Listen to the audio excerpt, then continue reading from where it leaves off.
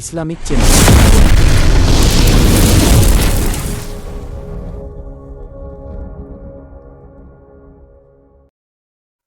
আসসালামু আলাইকুম প্রিয় দর্শকবৃন্দ, আজকে আমি আপনাদের সম্মুখে ছোট্ট একটি ইসলামিক ঘটনা বলবো।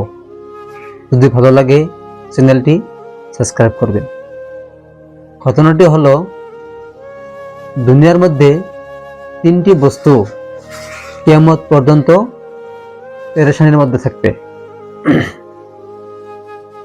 সেই তিনটি বস্তুর মধ্যে একটি বস্তু হচ্ছে পিপিলিকা, যা আমাদের ভাষায় বলা হয় পিঁপড়া। পিঁপড়া দেখতেন, পিঁপড়ার ওজন কিন্তু 100 গ্রামও হবে না, কিন্তু উনি যখন আহার করতে যায় দেখবেন মস্ত বড় একটা জিনিস, মস্ত বড় একটা বস্তু নিয়ে উনি আহার করে ঘরে ফিরে। ঘরে যখন ফিরে ওনার যে ঘরের গেটটা, ওই গেটটা দিয়েও ওনার সেই আহারটা, ওনার সেই আহার করা বস্তুটা ওনার গেটের মধ্যে ঢুকতে চায় না। উনি যে রকম খাবে তার থেকেও বেশি উনি নেওয়ার চেষ্টা করে। এই জন্যে কিয়ামত পর্যন্ত পিঁপড়া পেরেশানির মধ্যে থাকিবে। 2 নম্বর হচ্ছে এঁদুর।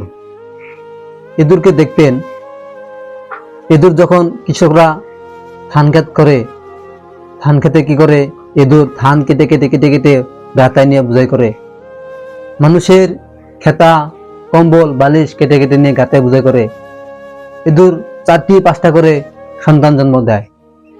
কিন্তু দেখতেন যখন কৃষকরা ধান খেতে ধানে পানি আসে, তখন এঁদুর পানি খেয়ে পেট ফুলে ওঠে, বলে ফুস করে ওঠে।